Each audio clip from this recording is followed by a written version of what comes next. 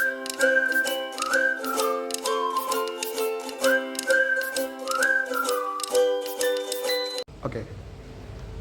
Ya, selamat siang, salam sejahtera buat kita semua. Selamat siang. Baik Bapak Ibu sekalian, acara akan kita mulai, yaitu di acara diseminasi program guru penggerak modul 1.4 budaya positif.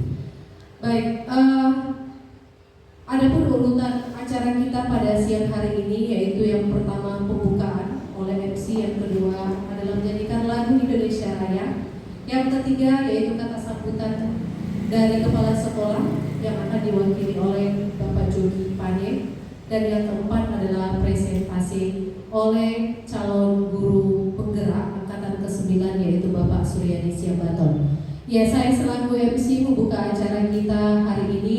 Pertama-tama marilah kita ucapkan puji syukur kepada Tuhan Yang Maha Esa atas segala rahmat yang telah diberikan kepada kita, sehingga pada siang hari ini kita bisa berkumpul di ruangan yang berbahagia ini dalam rangka mengikuti acara diseminasi program guru penggerak modul 1.4 budaya positif di SMP Negeri 1 Sibolga yang dilaksanakan oleh calon guru penggerak angkatan 9. Baik, masuklah kita pada acara yang kedua, yaitu menyanyikan lagu Indonesia Raya yang dipimpin oleh Bapak Awang Ahmad. Waktu dan tempat kami persilahkan.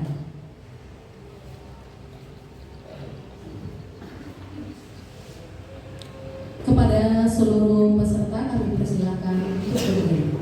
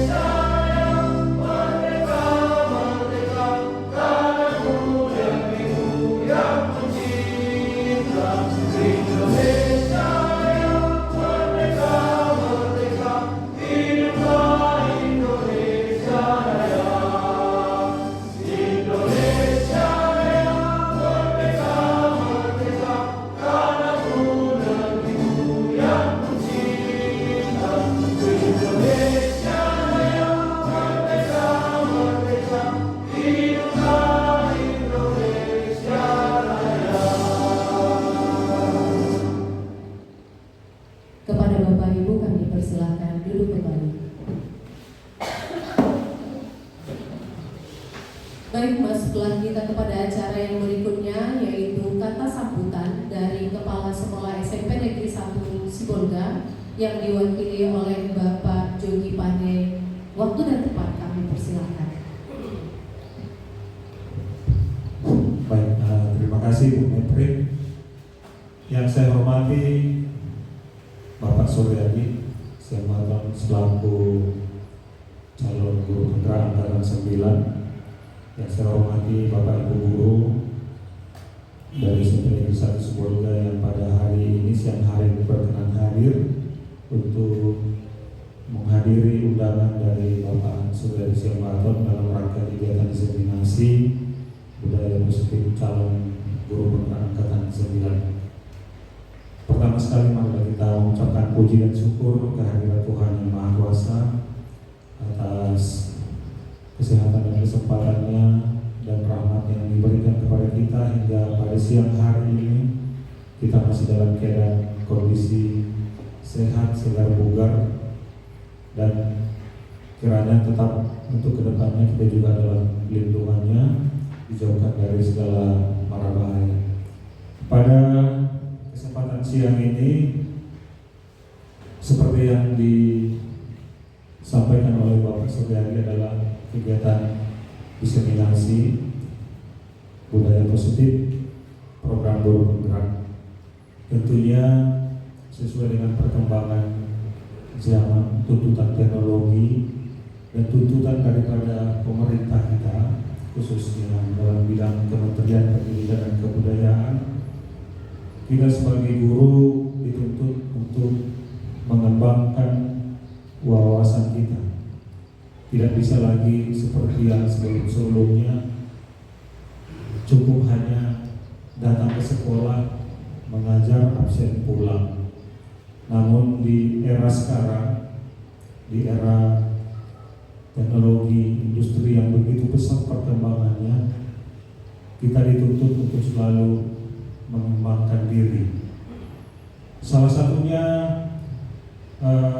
program dari pemerintah adalah mengubah kurikulum yang dahulunya kurikulum KTSPK 13 sekarang diganti dengan kurikulum Merdeka. Tentu supaya program ini dapat terlaksana dengan baik, para guru juga disiapkan agar bisa menerjemahkan apa yang diinginkan oleh pemerintah sesuai dengan tuntutan daripada kurikulum Merdeka. Salah satunya adalah kegiatan ini, program guru bergerak. Kalau kita ikuti dari awal sampai sekarang, sudah angkatan ke-9. Ini adalah berarti satu program yang begitu serius, bukan lagi program-program yang asal ada. Ini adalah salah satu program yang menuntut setiap pendidik untuk mengembangkan wawasannya, kemampuannya, khususnya di dalam penguasaan cara-cara menyampaikan pembelajaran kepada siswa sesuai dengan tuntutan pendidikan paradigma baru. Harapan dari pemerintah adalah semakin banyak guru yang mengikuti kegiatan program penggerak ini. Tentu bagi yang sudah lulus, sudah merasakan dampak dari kegiatan ini. Harapannya juga bukan hanya sekedar ada tujuan supaya mungkin mendapatkan sertifikat atau supaya bisa jadi kepala sekolah atau jadi pengawas. Tentu bukan itu tujuan utamanya. Namun di samping ada tujuan pokoknya, tujuan utama, pemerintah dengan jeli membuat suatu keputusan bahwasannya yang bisa menjadi kepala sekolah ataupun pengawas harus melalui tahapan guru penggerak. Dengan kegiatan diseminasi hari ini, tentu Pak Suryadi sudah mempelajari modul, yaitu modul 1.4 yang berhubungan dengan budaya positif, sehingga pada hari ini beliau mengadakan diseminasi dengan catatan adalah Bapak Ibu yang mungkin belum pernah atau belum memahami secara penuh tentang kegiatan budaya positif di sekolah, dengan kegiatan diseminasi ini melalui penyampaian Bapak Suryadi bisa juga nanti Bapak Ibu memahaminya, sehingga nanti kegiatan budaya positif ini bisa terlaksana dengan baik di SMP Negeri 1 Sibolga, khususnya dalam kegiatan pembelajaran di kelas. Tentu sama-sama kita ketahui begitu banyak problematika yang ada di SMP Negeri 1 Sibolga ini, baik dari sisi gurunya maupun siswanya. Harapannya Pak Suryadi nanti bisa menyampaikan ide-ide baru sesuai dengan pengalamannya setelah mempelajari modul 1.4 ini, sehingga nanti Bapak Ibu guru yang mengikuti kegiatan diseminasi ini dapat mengaplikasikannya atau menerapkan aksi nyata di kegiatan pembelajaran di lingkungan SMP Satu Sibolga ini. Tidak panjang lebar saya sampaikan kepada Pak Suryadi selamat melaksanakan diseminasi hari ini, dan kepada Bapak Ibu guru dan diundang selamat mengikuti. Semoga kegiatan ini membawa berkah kepada kita semua sehingga kinerja kita ke depannya semakin baik. Saya akhiri sambutan ini mewakili kepala sekolah. Maka pada kesempatan ini kegiatan diseminasi ini resmi dibuka. Demikian yang saya sampaikan. Terima kasih. Saya sampaikan kepada Ibu Menteri. Baik, Bapak Ibu, itulah tadi kata sambutan dari kepala sekolah yang diwakili oleh Bapak Joni Pande.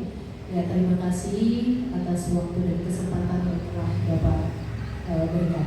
Baik, masuklah kita ke acara yang kita tunggu-tunggu dan puncak dari acara kita siang ini. 1.4 yaitu budaya positif yang disampaikan oleh Bapak Suryadi Siambaton. Kepada Bapak waktu dan tempat kami persilakan. Baik, Bapak Ibu, kita mulai saja. Assalamualaikum warahmatullahi wabarakatuh.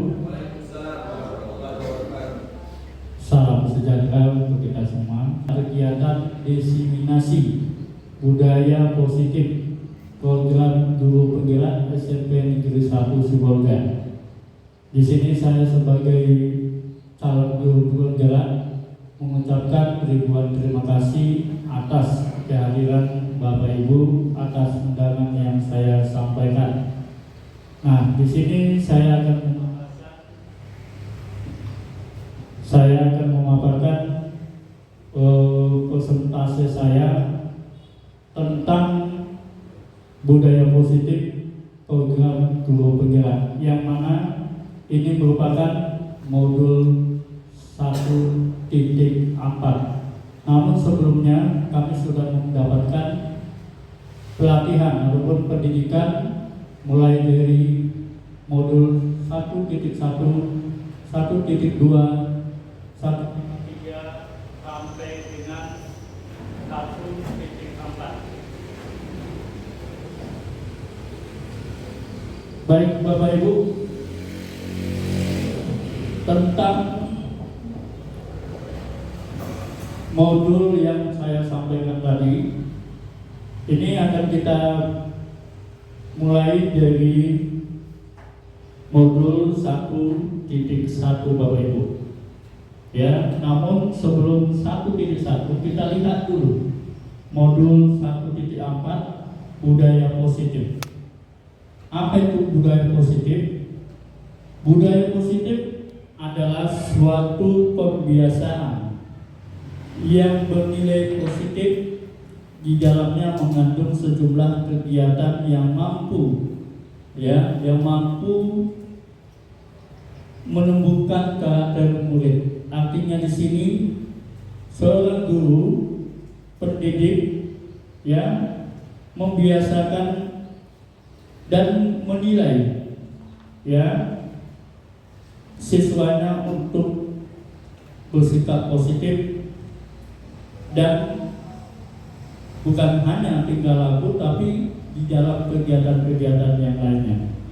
Yang kedua, nilai-nilai, keyakinan-keyakinan, kebiasaan-kebiasaan di sekolah yang berpihak pada murid agar murid dapat berkembang menjadi pribadi yang kritis, penuh hormat dan bertanggung jawab.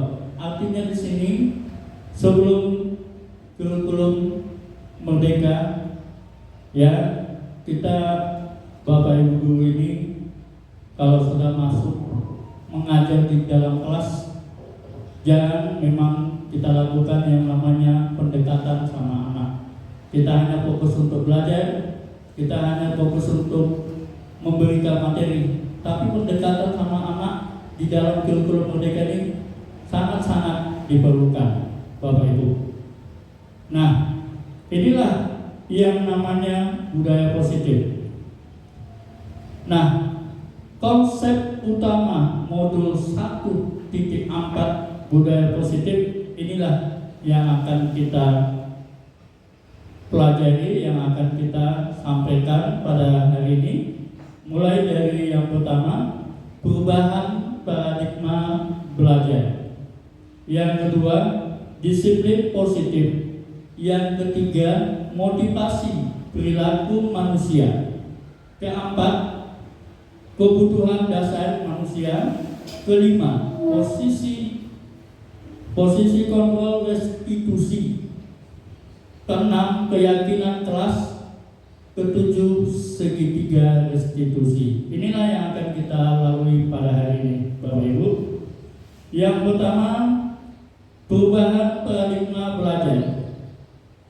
Nah, sebelum lebih jauhnya saya menyampaikan tentang paradigma belajar, ini ada beberapa pertanyaan yang harus kita jawab bersama Bapak Ibu.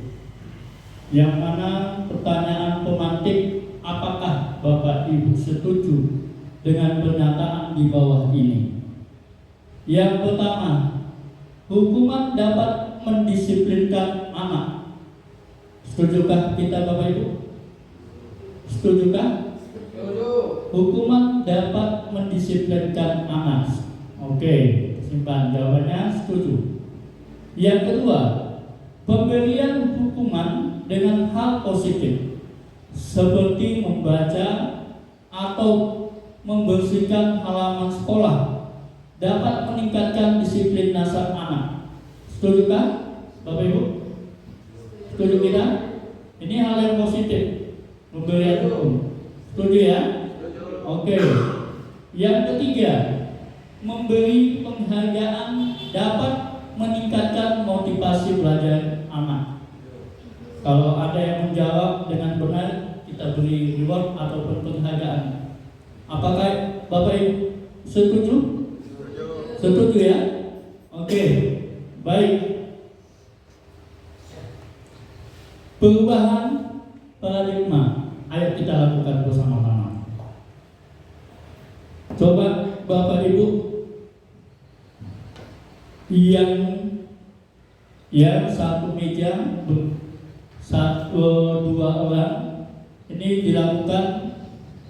Coba ambil, sobeklah secari kertas, tulis nama, benda atau sesuatu yang sangat berharga untuk Anda, ya, letakkan di salah satu tangan Anda. Jadi diserahkan sama Bapak Ibu, hanya satu orang aja, Bu.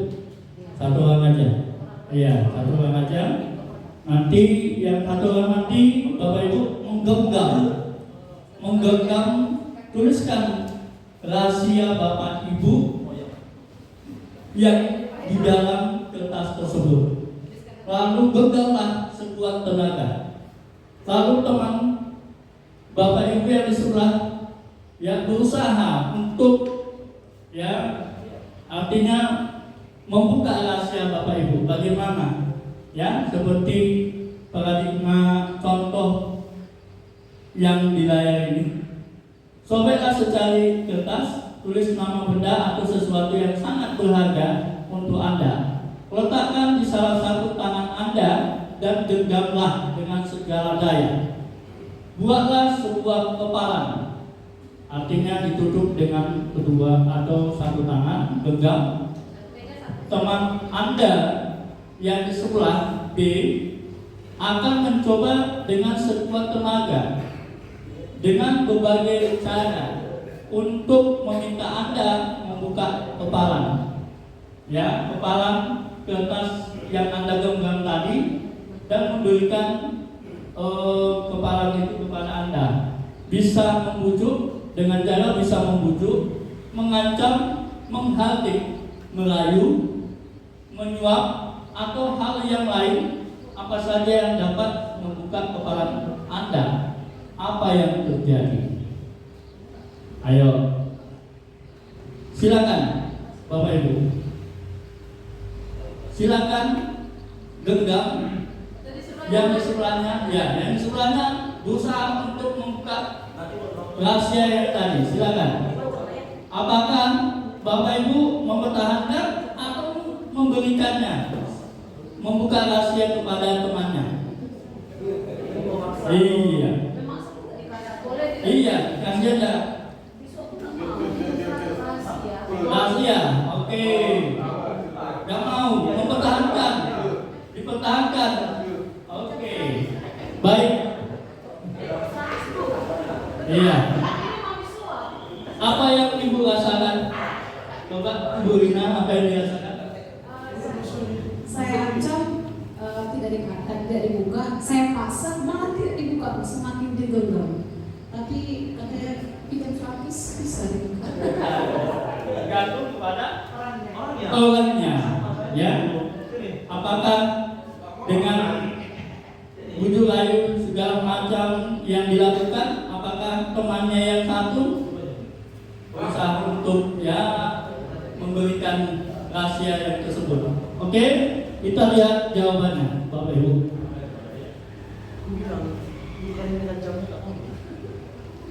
Jawabannya ini. Jawabannya tentu kita sendiri yang memegang peran atau kontrol atas kepala tangan kita. Ya, apakah kita membuka atau menutup kepala tangan kita? Itu tergantung pada diri kita sendiri. Ya, kita masing-masing sesuai dengan kebutuhan dasar kita saat itu. Kalau memang Bapak Ibu percaya sama teman kita, ya udah kasih aja, inilah rahasia kami. Kalau enggak, jangan. Ini rahasia saya, nggak boleh. Ini pribadi saya, nggak boleh. Saya sampaikan sama kamu.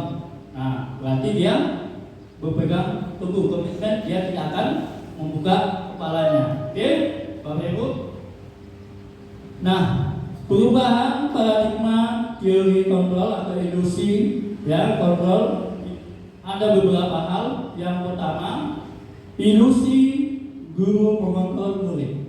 Artinya ya Bapak Ibu guru harus mengawasi murid dimanapun kita berada, ya, baik itu di lingkungan sekolah maupun di luar lingkungan sekolah. Kalau di dalam lingkungan sekolah, silakan ya Bapak Ibu untuk mengawasi supaya apa? Supaya jangan terjadi hal yang tidak baik.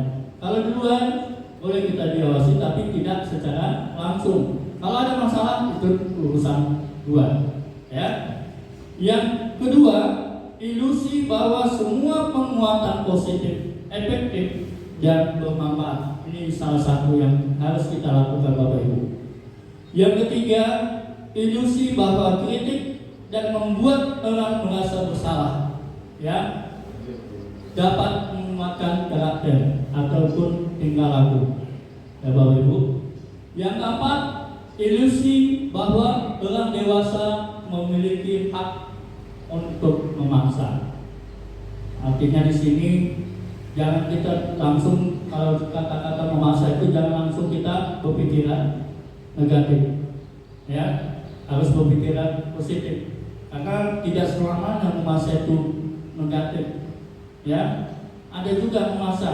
Contoh, kamu sudah terlambat, ya, harus Bapak paksa untuk ya membersihkan ataupun membersihkan perjalanan sekolah. Itu hal yang positif.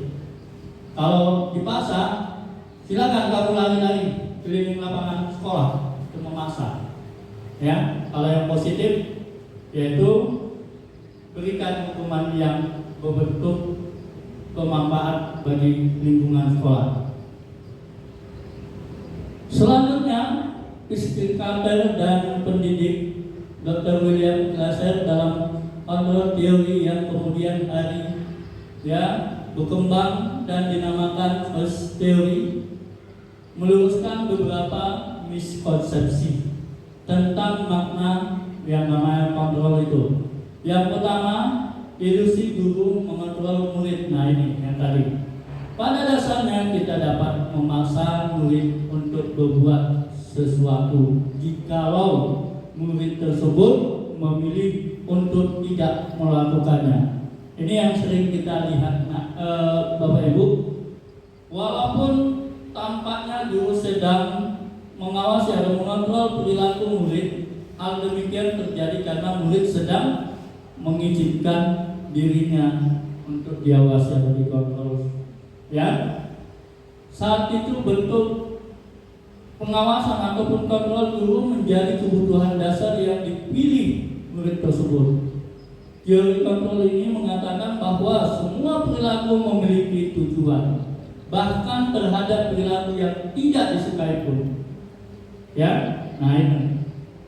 Yang kedua, ilusi bahwa semua penguatan positif, efektif, dan bermanfaat.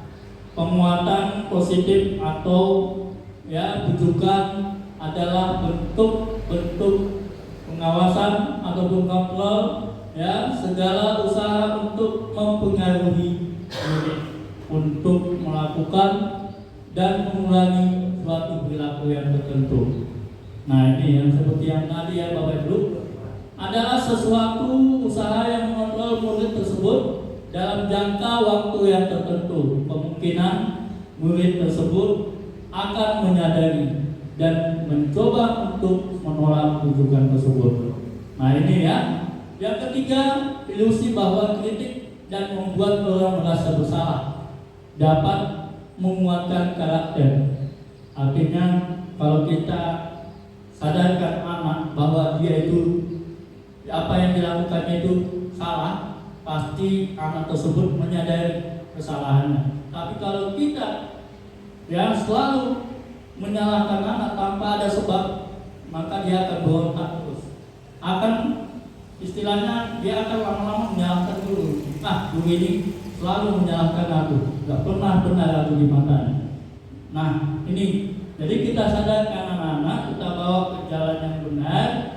Selalu guru harus bertindak sesuai dengan hal yang dimiliki oleh peserta didik tersebut. Selanjutnya yang keempat, ilusi bahwa orang dewasa memiliki hak untuk memaksa. Banyak orang dewasa yang percaya bahwa mereka memiliki tanggung jawab untuk membuat murid berbuat hal-hal tertentu. Apapun yang dilakukan dapat diterima selama ada sebuah kemajuan berdasarkan sebuah pengukuran kinerja. Nah, ini pada saat itu pula orang dewasa akan menyadari bahwa perilaku memaksa tidak akan efektif untuk jangka waktu panjang. Kalau kita memaksa seseorang, kita lihat dulu apa yang akan kita pasang pada orang itu, dan jangan melakukan paksaan di luar apa yang dilakukan oleh teman kita. Bagaimana seseorang bisa berubah dari paradigma stimulus respon kepada pendekatan teori kontrol ini? Nah, sesuai dengan Stephen Covey Principle Center Leadership 1991 mengatakan bahwa bila kita ingin membuat kemajuan perlahan, sedikit-sedikit ubahlah sikap atau perilaku perilaku Anda. Namun bila kita ingin memperbaiki cara utama kita, maka yang kita perlukan mengubah kerangka acuan kita. Artinya di sini Bapak Ibu, kalau kita mau maju, ubahlah sikap dan tingkah laku kita. Kalau kita mau memperbaiki cara-cara kita, maka apa yang harus diubah yaitu kerangka acuan kita, rencana kita ke depan bagaimana. Nah, ini yang harus kita sampaikan Bapak Ibu. Nah, ini adalah perubahan paradigma stimulus Bapak Ibu. Yang stimulus respon dengan teori kontrol ini siapa sesungguhnya yang memilikinya? Yang stimulus respon realitas kebutuhan kita sama, sedangkan teori kontrol realitas kebutuhan kita berbeda. Nah, ini dia perbedaannya. Semua orang melihat hal yang sama, itu di stimulus respon. Tapi di kontrol itu setiap orang memiliki gambaran yang berbeda-beda. Rambut sama hitam, tapi hati berlainan. Itu yang kita lihat, ya. Kita belum tentu sependapat, kita belum tentu ya sama-sama yang mengetahui tentang apa yang harus kita kerjakan, tapi kita sama-sama mencapai tujuan mereka. Apa itu? Mendidik anak bangsa. Inilah, ya. Selanjutnya, disiplin positif. Nah, Bapak Ibu, di sini ada pertanyaan pemantik. Coba kita lihat, bila di sekolah kita tidak ada aturan yang memberikan surat teguran, tidak ada pinjara memantau guru yang sering terlambat, pinjam maksudnya kehadiran, ya, yang kita laksanakan setiap hari jam mengajar, atau tidak ada atasan yang memberikan kita penghargaan menjadi guru yang terbaik, sama halnya dengan reward, ya, karena sering datang tepat waktu. Nah, ini apa yang kita lihat, pertanyaan pemantik ini sering kita lakukan, Bapak Ibu, ya.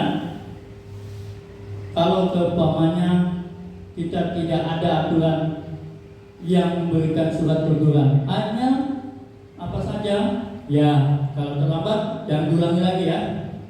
Nah, itu yang biasa kita terima, hanya nasihat, ya, tidak berbentuk teguran. Tapi dengan hal nasihat tersebut, maunya kita sebagai guru kalau sudah dinasihati, kalau sudah ditegur, harus berubah. Malu kita, terus-terusan kita dipidanakan, terus-terusan kita yang yang ditegur sama kepala sekolah. Nah, kita harus berubah dengan disiplin positif, Bapak Ibu. Nah, ada juga yang datang tepat waktu, tapi tidak ada reward, tidak ada perhatian, kepada bawahan. Nah, kalau ini kita lakukan, berarti kita berharap mendapatkan reward. Tapi kalau kita sadar sendiri, datang tepat waktu tanpa ada yang meminta ataupun reward dari atasan, itu harus kita ubah, Bapak Ibu. Kita harus datang tepat waktu, disiplin waktu, supaya apa? Supaya kita menjadi contoh bagi anak didik kita. Nah, ini Bapak Ibu. Selanjutnya, disiplin positif. Dalam budaya kita, makna kata disiplin dimaknai menjadi sesuatu yang dilakukan seseorang pada orang lain untuk mendapatkan kepatuhan. Kita cenderung menghubungkan kata disiplin dengan kata tertib, teratur, dan kepatuhan pada peraturan. Juga sering dihubungkan dengan hukuman. Oke, sebagai pendidik, tujuan kita adalah menciptakan anak-anak yang memiliki disiplin diri, sehingga mereka bisa berperilaku dengan mengacu pada nilai-nilai kebajikan universal, memiliki motivasi intrinsik bukan ekstrinsik, ya Bapak Ibu. Nah, di sini disiplin positif merupakan salah satu cara penerapan disiplin yang bertujuan untuk menumbuhkan kesadaran serta memberdayakan anak untuk melakukan sesuatu tanpa ada sogokan, ancaman maupun hukuman. Kalau kita mendisiplinkan anak, ya, kita tidak melihat orangnya. Kalau memang dia bandel, kita benahi. Kalau dia tidak disiplin, jangan langsung kita marahi. Kita arahkan, kita panggil, kita bina, ya, kita beri nasihat, kita beri reward kalau bisa, ya. Bukan reward berarti kita menyogok, tidak. Artinya kita hargai dia dengan hukuman yang kita beri. Kita hargai dengan apa yang disebut dengan reward, penghargaan kepada anak-anak tersebut. Jangan kita sering menyuruh, menghukum, nanti setelah itu kebiasaan sama anak. Pak, hukumlah saya, tapi saya nanti dikasih uang ya. Nah, itu jadi kebiasaan nanti. Nggak boleh menghukum dengan cara yang positif. Nah, untuk menerapkan budaya disiplin positif dalam proses kegiatan belajar di dalam kelas dapat dilakukan dengan membentuk lingkungan kelas yang mendukung terciptanya budaya disiplin positif. Salah satunya yaitu membuat keyakinan kelas. Bapak Ibu, di dalam program ini keyakinan kelas harus diterapkan di dalam kelas masing-masing. Nah, ada pertanyaan Bapak Ibu, keyakinan kelas sama enggak dengan peraturan kelas? Bapak Ibu, keyakinan kelas dengan peraturan kelas sama enggak? Sama? Ada yang bisa? Peraturan kelas dengan keyakinan kelas beda. Coba Bu Gugun, silakan alasannya apa? Terima kasih. Kalau peraturan kelas itu biasanya hanya satu arah ya. Itu sekolah yang memutuskan untuk membentuk peraturan itu tanpa meminta persetujuan dari siswa. Jadi kalau kesepakatan kelas itu keyakinan kelas itu biasanya didiskusikan bersama dengan siswa, memutuskan apa yang mau disepakati bersama dalam keyakinan kelas. Jadi tidak satu arah, tapi melibatkan siswa dalam mengambil keputusan untuk membuat yang namanya keyakinan kelas itu sendiri. Tidak sekolah yang memutuskan, tapi siswa pun dilibatkan dengan catatan ada konsekuensi apabila keyakinan kelas itu dilanggar. Jadi mereka sepakat. Ya, Pak. Terima kasih, luar biasa. Jawabannya sangat-sangat mendukung dan sangat-sangat betul sekali Bapak Ibu. Karena peraturan kelas dan keyakinan kelas itu beda Bapak Ibu. Apa yang disampaikan oleh Ibu Gugun tadi memang betul. Karena peraturan kelas itu dibuat oleh sekolah, dibuat oleh kelas, dan ada sanksinya. Tapi kalau keyakinan kelas dibuat bersama-sama Bapak Ibu, dibuat bersama-sama, dengan catatan kesepakatan bersama-sama. Kalau ada yang melanggar, bagaimana? Dibuat juga kesepakatannya, keyakinan kelasnya, bagaimana hukuman kepada yang melanggar tersebut. Bukan salah satu yang menentukan hukumannya Bapak Ibu. Nah inilah perbedaan peraturan kelas dengan disiplin, keyakinan kelas, peraturan dan keyakinan kelas tadi. Nah, tujuan dari disiplin positif pada peserta didik adalah menanamkan motivasi untuk menjadi orang yang mereka inginkan dan menghargai diri sendiri dengan nilai-nilai yang mereka percayai. Ketika peserta didik memiliki motivasi tersebut, artinya mereka telah memiliki motivasi yang instinktif yang berdampak dalam jangka panjang. Artinya kalau kita biasakan untuk melakukan yang namanya disiplin positif, ini akan terus berkembang, akan dibawa terus kemanapun mereka akan menuntut ilmu, kemanapun mereka berada, ini pasti akan dibawa dalam disiplin positif. Nah, motivasi yang tidak akan terpengaruh pada adanya hukuman atau hadiah, dan mereka akan tetap berperilaku baik dan berlandaskan nilai-nilai kebajikan. karena mereka ingin menjadi orang-orang yang menjunjung tinggi nilai-nilai yang mereka hargai. Memang secara pribadi Bapak Ibu, saya berkomitmen kalau di dalam kelas, setiap masuk ke dalam kelas, saya bilang sama anak-anak, nah sebelum kita belajar, ayo kita buat dulu keyakinan kelas. Salah satunya apa?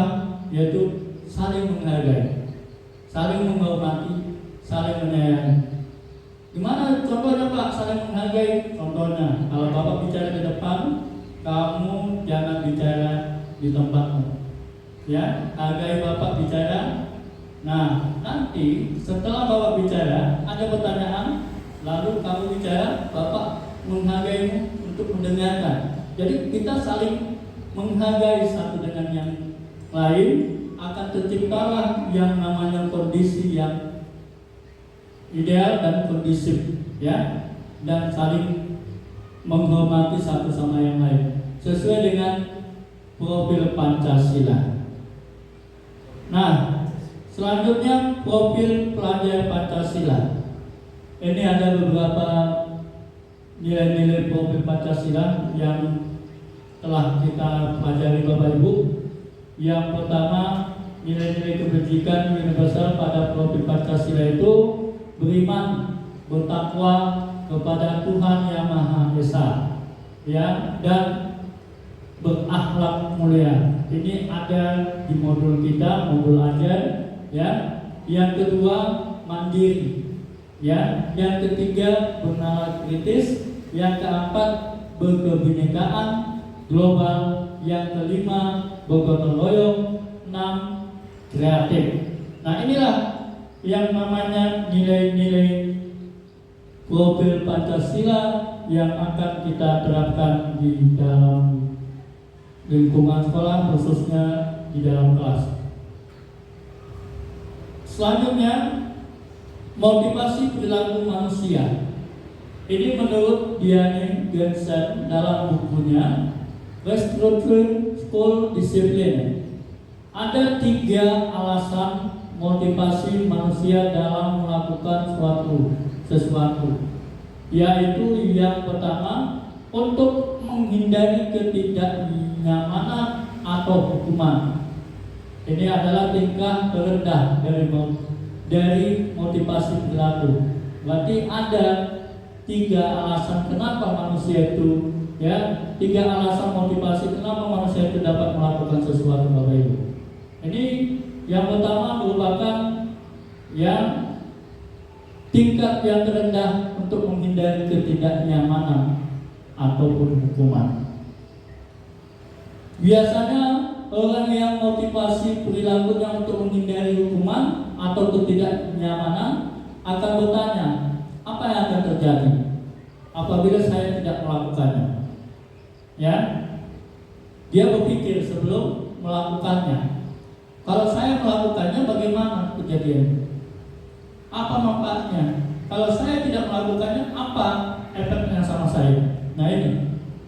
Yang kedua, untuk mendapatkan imbalan atau penghargaan dari orang lain. Biasanya kalau kita melakukan hal yang baik, ya, kita ikhlas tanpa menerima imbalan kepada orang lain ataupun menerima penghargaan dari orang lain. Satu tingkat di atas motivasi yang pertama tadi, di sini orang berperilaku untuk mendapatkan imbalan atau penghargaan dari orang lain. Orang dengan motivasi ini akan bertanya, apa yang akan saya dapatkan apabila saya melakukannya? Nah, berarti dia berharap ini, Bapak Ibu. Berharap dia melakukannya tapi ada imbalannya. Mereka melakukan sebuah tindakan untuk mendapatkan pujian dari orang lain. Menurut mereka penting dan mereka letakkan dalam dunia berkualitas mereka. Mereka juga melakukan sesuatu yang mendapatkan hadiah. Nah, ini pernah, ya, dan sering terjadi mungkin. Ya, kenapa? Baik itu di sekolah maupun di luar sana. Kita suruh anak-anak untuk melakukan hal ini, ada saja itu, Pak, imbalannya di mana Pak? Apa yang Bapak berikan sama saya kalau saya lakukan ini Pak? Ya, ada juga anak-anak, Pak, apa yang saya lakukan Pak? Tanpa mendapatkan imbalan. Jadi anak-anak ini ada yang terlalu bersemangat karena kita melakukan hal yang positif, dia semangat tanpa memikirkan imbalan yang lainnya. Tapi anak yang berpikir negatif, dia pasti melakukan hal yang tidak sama dengan anak yang tadi. Dia hanya berpikir, oh nanti sama bapak itu nanti saya akan mendapatkan imbalan. Nah itu. Nah ini ya. Yang ketiga, untuk menjadi orang yang mereka inginkan dan menghargai diri sendiri dengan nilai-nilai yang mereka percaya. Nah, orang dengan memotivasi ini akan bertanya, akan menjadi orang seperti apakah apabila saya melakukannya. Nah ini kebalikan yang tadi Bapak Ibu. Mereka melakukan sesuatu karena nilai-nilai yang diyakini dan dihargai, ya. Dan mereka melakukan karena ingin menjadi orang yang melakukan nilai-nilai yang mereka yakini. Artinya tidak mendapatkan apa yang mereka harapkan dan tidak berharap. Jadi mereka hanya diberikan ya motivasi ya kepada mereka yang untuk menjadi orang yang mereka inginkan.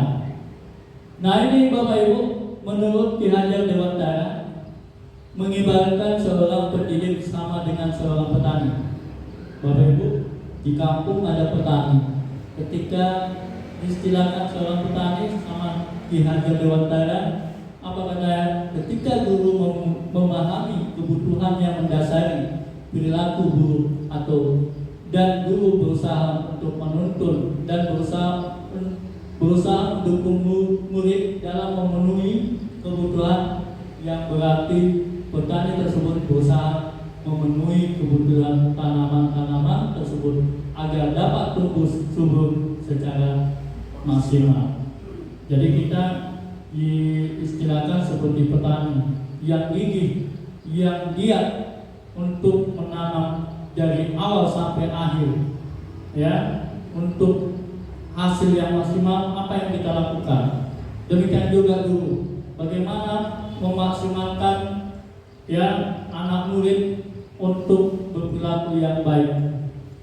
William Glasser adalah seorang psikiater dari Amerika Serikat, menuliskan seluruh tindakan manusia memiliki tujuan tertentu, yaitu memenuhi kebutuhan dasarnya. Ya, nah Bapak Ibu, coba kita lihat gambar yang di samping. Ya, ada seorang siswa yang tertidur. Ya, tak karena kewalahan, tak karena apa, dia tertidur. Ketika ya perbuatan murid yang melakukan bertentangan dengan nilai-nilai yang kita sampaikan, ya, atau melanggar peraturan, hal itu sebenarnya dikarenakan mereka gagal memenuhi kebutuhan dasar mereka. Untuk lebih jelas, mari kita lihat satu persatu kelima kebutuhan dasar itu. Apa saja itu kelimanya? Yaitu ini, kebutuhan dasar manusia. Ya, yang pertama bertahan hidup. Ini adalah hak seseorang sesuai dengan hak asasi manusia. Ya, yang kedua yaitu kasih sayang dan rasa terima. Ya, rasa diterima. Tentu manusia perlu diberikan kasih sayang, pengertian dan ya perhatian supaya bisa ya kebutuhan dasarnya terpenuhi. Yang ketiga penguasaan.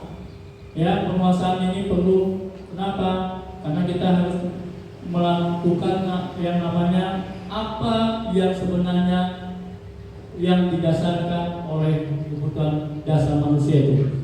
Yang keempat, kebebasan. Di sini kebebasan bukan berarti kita sebebas-bebasnya, tapi bebas di sini ada batasannya. Ya, kalau bebas itu berpikir positif silakan. Kalau bebas itu berpikir negatif, singkirkan. Nah ini. Yang terakhir, kesenangan. Siapa sih yang tidak memerlukan kebutuhan dasarnya itu senang? Setiap manusia pasti memerlukan yang namanya senang. Kenapa? Karena ini adalah menetralkan apa yang selama ini kita pikirkan. Ya, kita harus senang, kita harus gembira, kita harus melakukan hal yang terbaik untuk diri kita. Jangan sempat nanti kita berpikir-pikir terus, akhirnya gerak, akhirnya sakit. Makanya obat yang paling mujarab, ya, obat yang paling paten kalau ada masalah yaitu memerlukan kesenangan. Makanya banyak orang yang punya masalah pergi ke tempat-tempat hiburan untuk bersenang-senang, pergi ke pantai, pergi ke tempat-tempat wisata untuk menenangkan pikirannya. Nah inilah yang namanya kesenangan, Bapak Ibu. Selanjutnya kebutuhan untuk bertahan hidup. Nah ini adalah merupakan rincian daripada proses kebutuhan hidup tadi. Yang pertama, kebutuhan untuk bertahan hidup yaitu kebutuhan yang bersifat psikologis. Ya, untuk bertahan hidup misalnya kesehatan. Nah itu yang paling penting, kesehatan, rumah dan makanan. Kebutuhan biologis sebagai bagian dari proses reproduksi. Ya. Dua, kebutuhan kasih sayang atau diterima, terhubung dengan orang lain seperti teman, keluarga, kelompok, tempat kerja, di mana seseorang bergabung. Biasanya mereka belajar karena suka pada gurunya.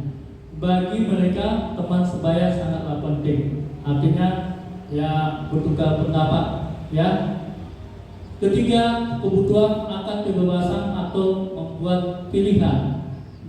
Maksudnya beri mereka membuat pilihan sendiri, menyuarakan pendapatnya sendiri dengan percaya pada dirinya sendiri.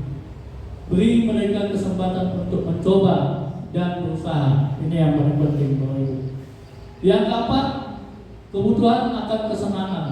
Tanpa rasa tenang, betapa menyedihkan.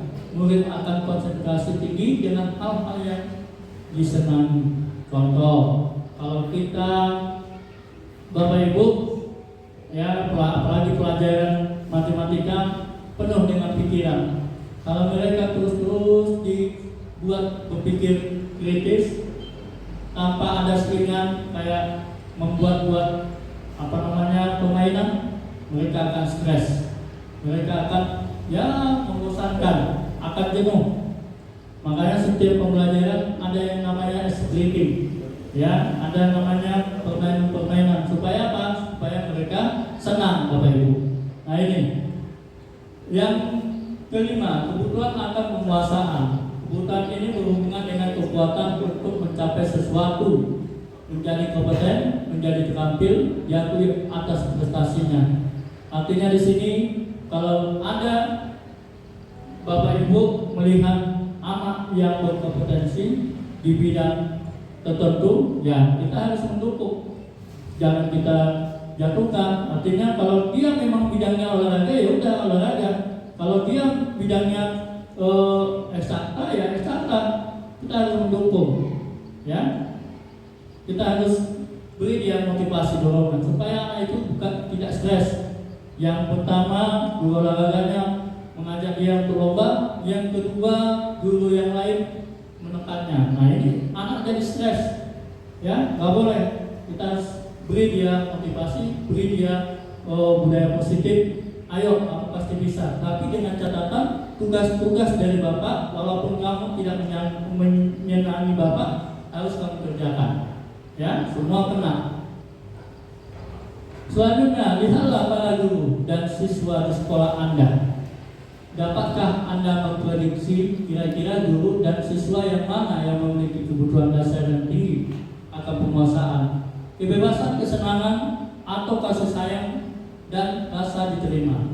Nah, di sini Bapak Ibu, yang namanya kebutuhan dasar ya harus kita penuhi kepada siswa kita. Ya, kenapa? Karena Rasa mengatakan bahwa kapasitas untuk berubah ada di dalam diri kita. Ya, jika kita dapat mengidentifikasi kebutuhan apa yang mendorong perilaku kita, maka perubahan perilaku positif dapat dimulai dengan mencari solusi untuk memenuhi kebutuhan tertentu dengan cara yang positif pula. Nah ini Bapak Ibu. Nah yang selanjutnya posisi kontrol restitusi. Ini Diane Gansen dalam buku Restitusi School Disiplin 1998 mengatakan bahwa guru perlu meninjau kembali penerapan disiplin di dalam ruang-ruang kelas. Ya, mereka selama ini apakah telah efektif atau apakah sudah terpusat memerdekakan dan memandirikan murid? Bagaimana dengan menyapa? Ya, melalui serangkaian riset berdasarkan pada teori kontrol William Glasser berkesimpulan ada 5 posisi kontrol yang diterapkan seorang guru, orang tua ataupun atasan dalam melakukan pengawasan. Mari Bapak Ibu kita lihat ada video yang kita kita posisikan 5 kontrol ini. Apakah di mana posisi kita dalam video ini? Mari kita simak baik-baik.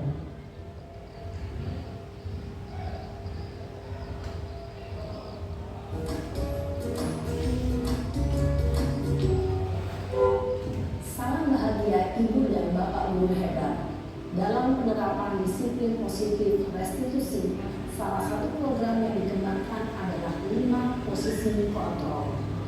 5 posisi kontrol dalam restitusi adalah proses perjalanan seorang pendidik agar dapat mengenali dirinya. Pada video kali ini, kita akan membahas tentang 5 posisi kontrol yang dikembangkan oleh Brian Dawson dan contoh penerapannya.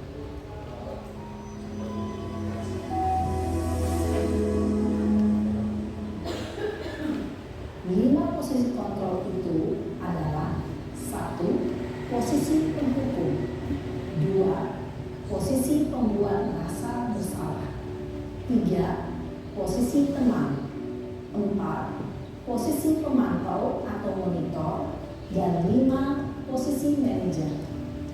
Untuk lebih memahami kelima posisi tersebut, mari kita saksikan kasus Naren yang terlambat hadir 20 menit di sekolah dan melihat bagaimana kelima posisi kontrol dalam menghadapi masalah tersebut.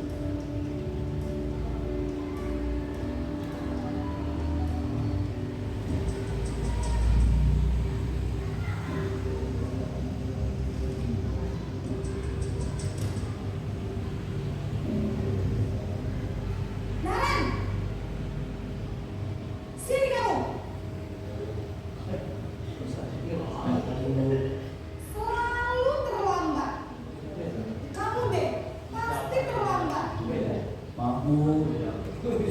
Apa? Apa coba? Alasan kamu apa lagi?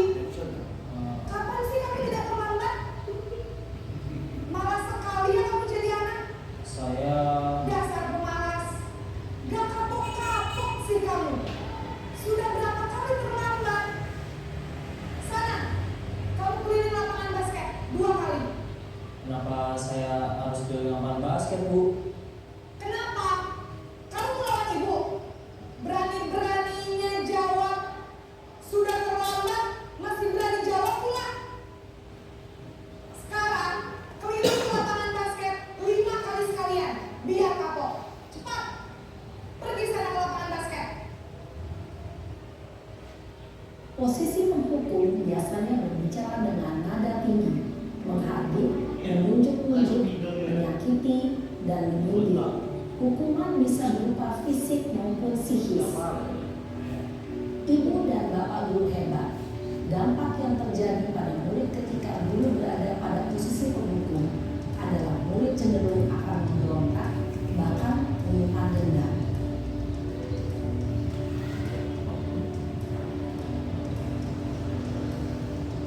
Ini posisi pembuat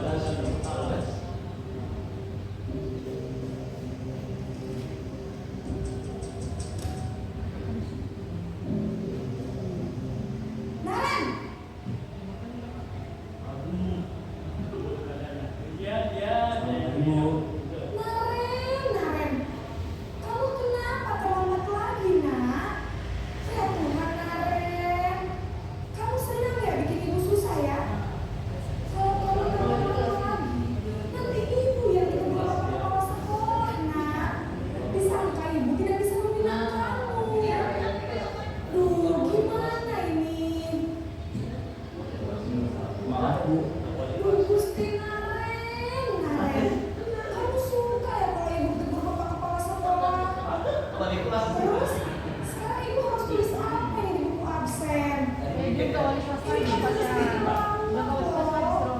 Ibu harus apa coba? Maaf sekali. Ya sudah, lain kali jangan bikin ibu susah lagi ya nak ya. Ibu tidak akan kuat lagi kalau kamu begini terus. Bisa jantungan kalau ibu tegur bapak kepala sekolah. Sekarang cepat ke kelas. Maaf ya Bu. Maaf sekali.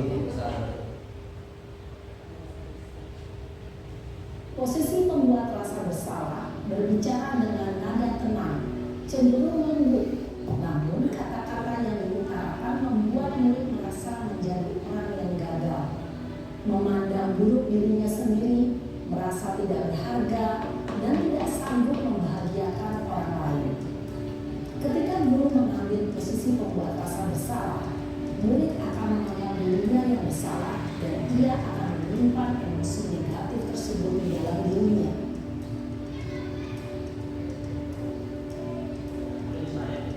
Tenang lagi. Belum itu ya. Pendekatan ini. Ya. Semua teman saya muridnya. Pendekatan sama murid.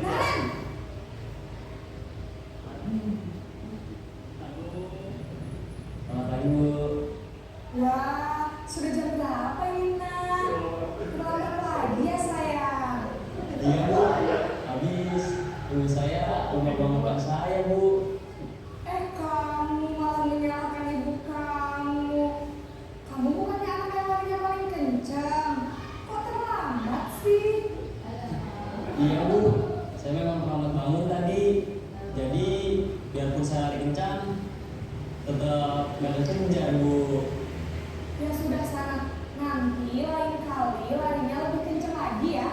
Biar gak terlambat lagi. Bikin seneng ibu. Demi ibu. Bisa kan? Bisa Bu. Ya sudah sana masuk kelas. Ibu beresin urusan absen kamu. Kamu ini ada-ada saja. Dalam posisi teman, guru berbicara dengan nada suara ramah, akrab, cenderung bersenda gurau untuk menjaga suasana tetap santai. Murid akan merasa senang, aman, dan akrab dengan guru. Identitas yang tercipta adalah identitas sukses atau berhasil. Namun, perlu diingat, karena ini masih darurat eksternal, maka ada faktor ketergantungan dari murid kepada orang tertentu. Di sini guru absennya, sehingga di lain waktu murid bisa berperilaku baik, namun hanya kepada orang-orang tertentu saja.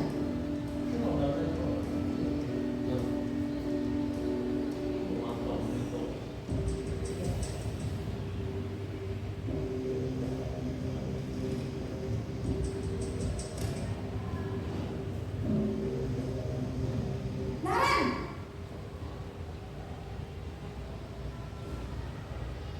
Selamat pagi Bu.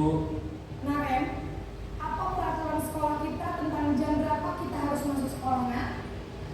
Kita harus di sekolah jam 7 Bu. Iya betul, sekarang sudah jam 7.20. Naren sudah tahu konsekuensinya jika terlambat hadir. Paham Bu. Saya harus tinggal kelas pas jam istirahat selama 20 menit. Iya benar, konsekuensinya demikian. Jadi nanti jam 9.30 pas istirahat, kamu harus tinggal di kelas, kerjakan tugas tambahan untuk ketertinggalan kamu, ya? Baik Bu. Posisi pemantau mengandalkan penghitungan atau data untuk mengontrol murid. Guru mengarahkan murid berdasarkan peraturan dan konsekuensi. Seorang pemantau menunjukkan bahasa tubuh dan ekspresi wajah yang datar dan cenderung formal.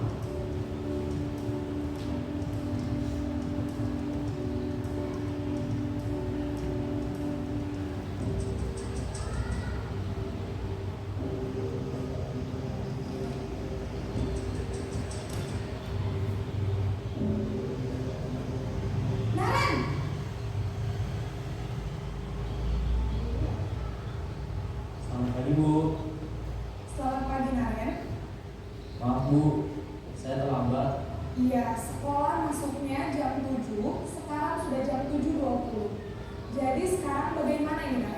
Maaf Bu, saya lupa style alarm saya semalam. Baiklah, menurut kamu, keyakinan sekolah yang mana yang perlu kamu tingkatkan?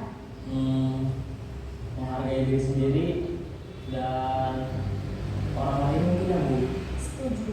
Jadi, apakah Naren meyakini prinsip saling menghormati tersebut?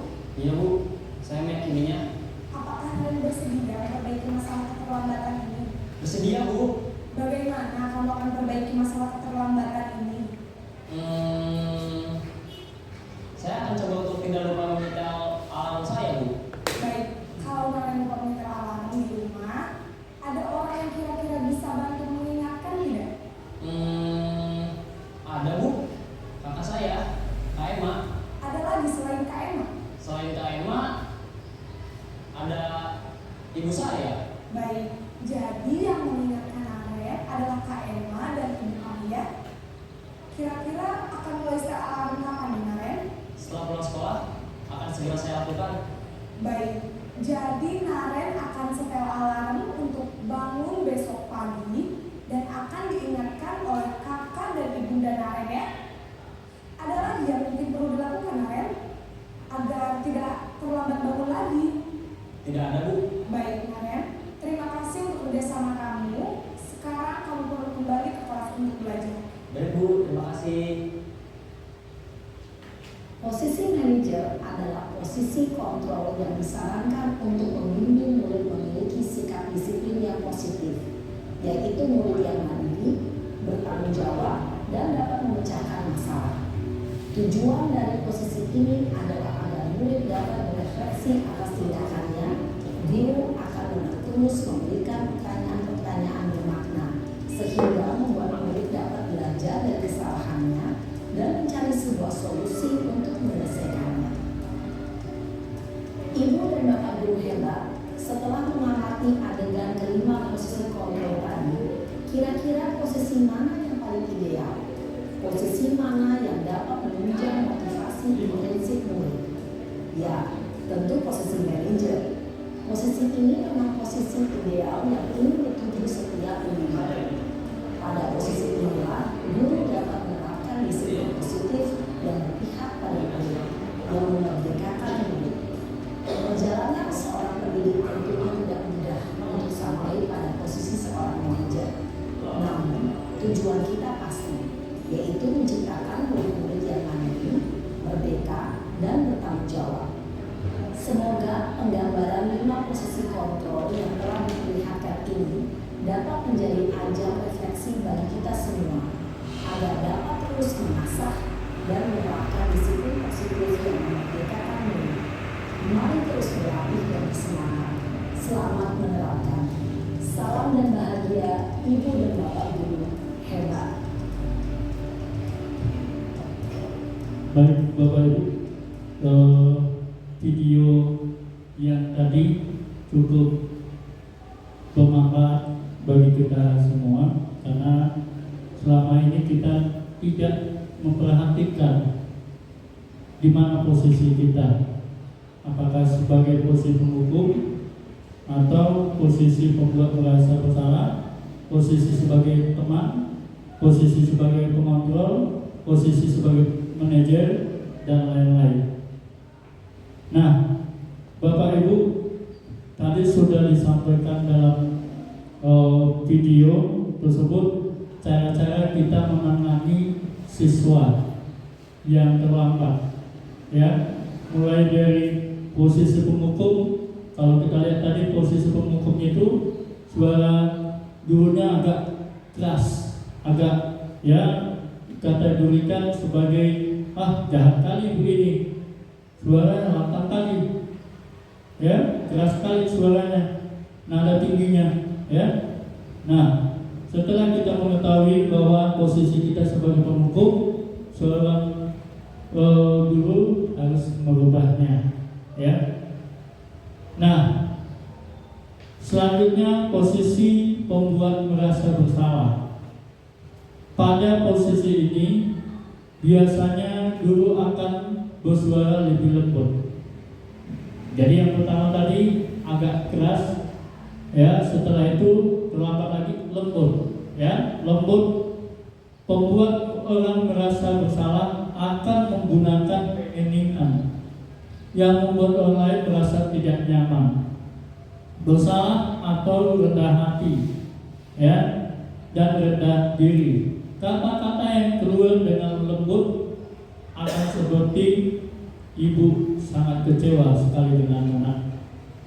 Ya, berapa kali bapak harus memberitahu kamu, ya, gimana coba kalau orang tua kamu tahu kamu berbuat begini. Nah, ini biasanya kalau kita menghukum anak yang terlambat, Bapak Ibu, ada yang kita tidak sadar bahwa kita sudah melakukan sebagai posisi penghukum dengan membentak anak itu, kenapa kamu terlambat tiap hari?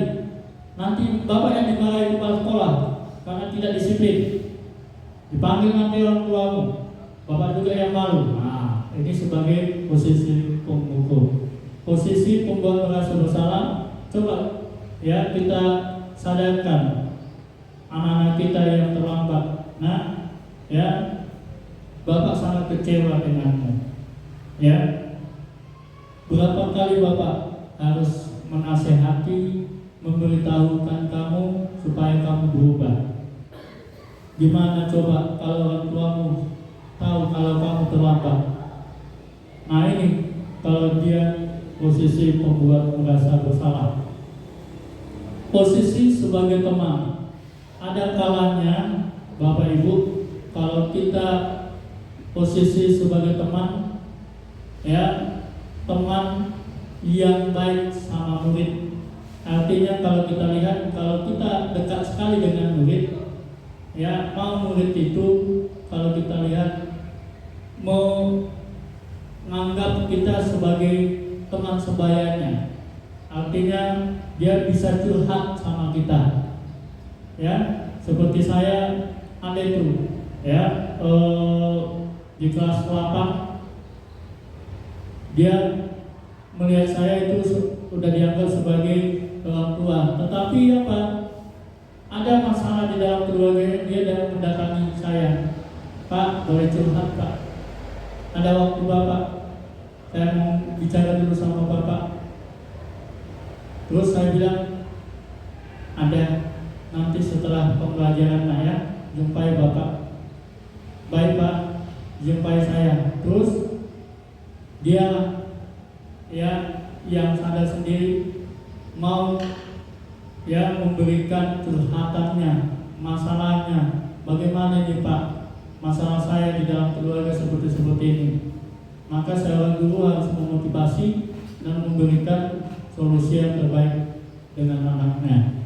Nah, inilah posisi kita sebagai berteman dengan murid, tapi teman yang selalu menjaga jarak dengan siswa. Ya, posisi sebagai pengontrol ataupun pengawas. Ya, di sini posisi monitor berarti mengawasi. Pada saat kita mengawasi, kita bertanggung jawab atas perilaku orang-orang yang kita awasi. Contoh, kenapa kita harus masuk ke dalam kelas dan harus mengawasi kelas supaya kelas itu nyaman, ya, supaya anak-anak belajar, supaya anak-anak bisa melihat kita, oh, Bapak ini tepat waktu, Bapak ini baik sekali, Bapak ini menyenangkan, Bapak ini bisa diajak sebagai teman. Nah, inilah kita sebagai posisi sebagai guru yang mengawasi anak-anak kita di dalam kelas, Bapak Ibu. Dan kita harus tahu, ya, bagaimana tingkah laku anak kita. Jangan kita hanya mengabaikan saja, kita hanya mengajar saja, tidak tahu apa yang dilakukan oleh anak-anak kita di belakang sana. Ya, kita hanya sibuk perhatikan anak-anak. Jangan, kita harus lihat posisi anak-anak itu, dia memperhatikan atau tidak. Kadang kita berbicara, tapi dia sepertinya memperhatikan tapi mengangguk-angguk ataupun menundukkan kepala. ternyata apa yang dilakukannya menggambar, ribut, dan lain-lain.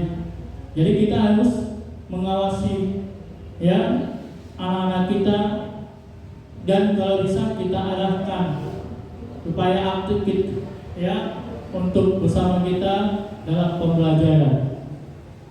Yang selanjutnya posisi sebagai manajer. Ya, posisi sebagai manajer ini yang kita harus sampaikan kepada anak-anak kita.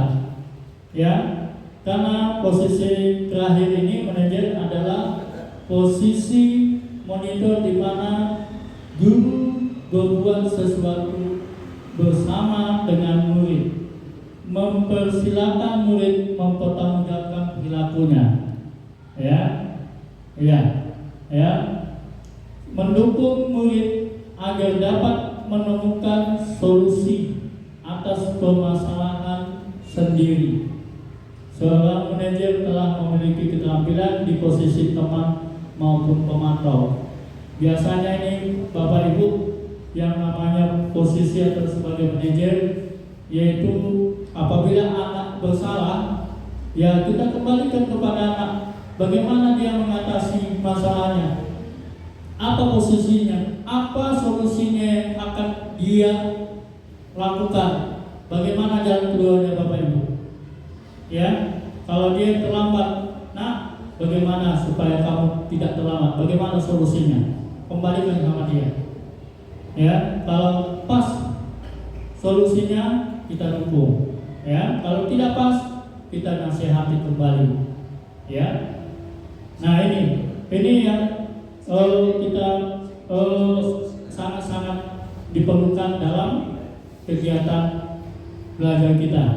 Namun bila kita menginginkan murid-murid kita menjadi manusia yang merdeka, mandiri, dan bertanggung jawab, maka kita perlu mengacu ya kepada restitusi yang dapat menjadikan murid kita seorang manajer bagi dirinya sendiri. Di manajer, murid diajak untuk menganalisis kebutuhan dirinya meskipun kebutuhan orang lain. Nah, ini ada beberapa ya motivasi internal dan eksternal.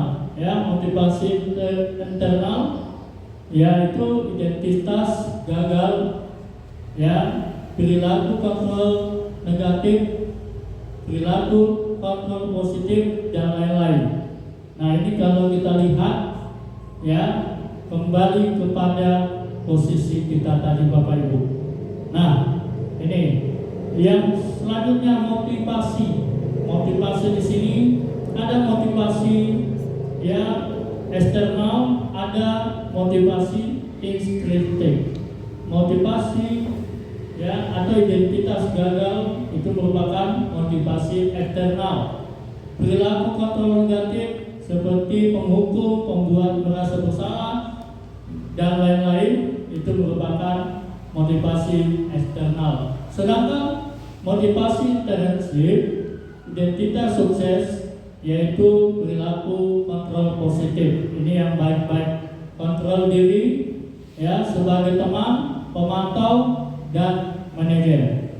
Nah, terakhir kita keyakinan kelas. Mengapa keyakinan kelas? Ya, mengapa tidak peraturan kelas saja yang ditetapkan? Ya, jawablah pertanyaan berikut ini. Mengapa kita memiliki peraturan tentang penggunaan helm pada saat mengendarai kendaraan roda 2 motor? Ya, kemungkinan jawaban Anda adalah untuk keselamatan. Ya, namanya helm melindungi ya kepala kita dari benturan, ya, dari benturan, dari aspal. Sehingga yang paling penting bila kita berkendaraan sepeda motor yaitu ya memakai helm, sehingga kita terhindar dari yang namanya kemungkinan entah pecah kepala dan lain-lain. Nah, ini mengapa kita memiliki peraturan tentang penggunaan masker dan mencuci tangan setiap ya saat. Kemungkinan jawabannya apa? Untuk kesehatan bersama. Nah, ini merupakan nilai-nilai kesehatan dan kesehatan, ya, keselamatan dan kesehatan. Ini yang kita sebut sebagai suatu keyakinan. Jadi nilai-nilai keyakinan kelas itu yaitu nilai-nilai untuk keselamatan kita bersama, ya, keselamatan kelas bersama, menjadi aman, menjadi ya tertib dan lain-lain. Nah, ini pembentukan keyakinan sekolah atau kelas, ya, keyakinan kelas bersifat lebih abstrak daripada peraturan yang lebih rinci dan konkret. Nah, tadi sudah saya sampaikan bahwa beda dengan peraturan kelas dengan keyakinan kelas. Mana yang lebih baik?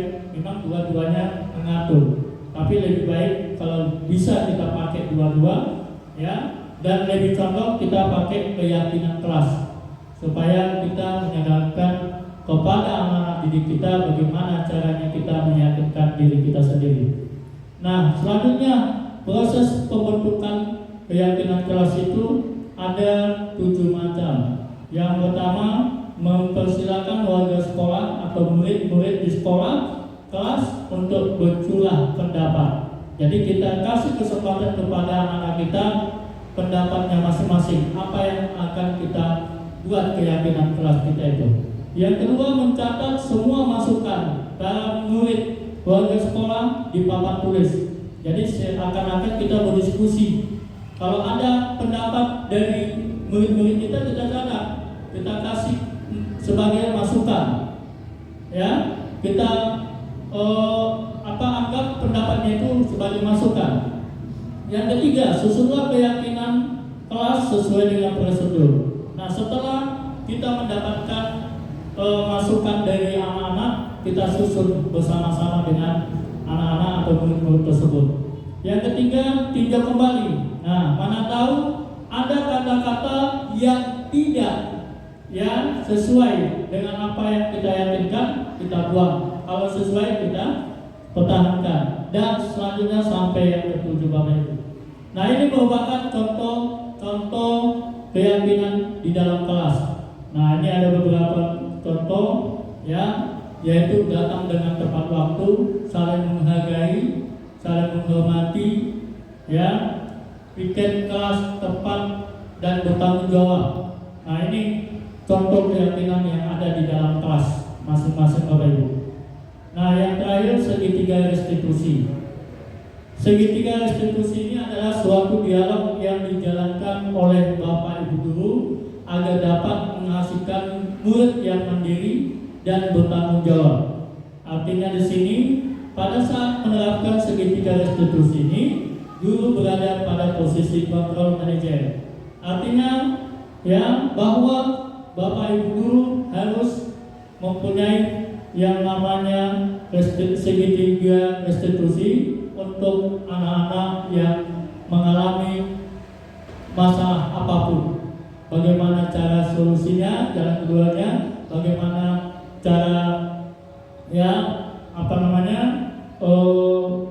jalan keluar untuk anak tersebut menyelesaikan masalah.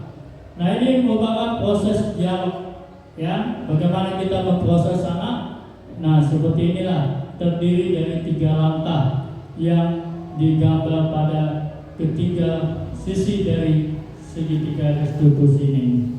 Ya, yang pertama apa itu? Yaitu, ya, menanyakan keyakinan, menstabilkan identitas, dan yang terakhir validasi tindakan yang salah. Nah, ini Bapak Ibu. Sisi yang pertama itu merupakan, ya, menstabilkan identitas. Bagian dasar dari segitiga bertujuan untuk mengubah identitas anak dari orang yang gagal, ya, karena melakukan kesalahan menjadi orang yang sukses. Jadi kita membentuk kepribadian masing-masing Bapak Ibu. Yang selanjutnya menstabilkan identitas, ajukan pertanyaan. Yang pertama, membuat kesalahan adalah manusiawi, suatu yang wajar. Yang kedua, manusia tidak ada yang sempurna, memang betul. Yang ketiga, kita bisa memperbaiki masalah. Bagaimana kita menanggapi dan memperbaikinya sendiri. Yang terakhir, terima kasih. Ya Bapak Ibu, demikian untuk presentasi saya. Secara pribadi, saya sebagai calon guru penggerak mengucapkan terima kasih atas kesempatan dan waktu kepada saya. Mohon maaf apabila ada kata-kata saya yang kurang berkenan sehingga dapat menyinggung perasaan Bapak Ibu guru sekalian. Ya, demikian saya kembalikan kepada pembawa acara. Terima kasih. Wabillahi taufiq wal hidayah. Assalamualaikum warahmatullahi wabarakatuh. Belas. Ya, itulah tadi materi tentang budaya positif yang telah disampaikan oleh Bapak Suryadi Siambaton selaku calon guru penggerak angkatan 9. Banyak hal yang sudah kita pelajari bersama. Semoga apa yang disampaikan memberikan dampak positif bagi kita dalam melaksanakan kegiatan pembelajaran kita di kelas, khususnya kepada siswa kita, sehingga budaya-budaya positif di kelas bisa terwujud dengan baik dan bisa mewujudkan Indonesia maju. Baik Bapak Ibu, sampailah kita pada penghujung acara. Terima kasih saya ucapkan atas kehadiran Bapak Ibu. Mohon maaf atas segala kehilafan kata dan perbuatan saya selaku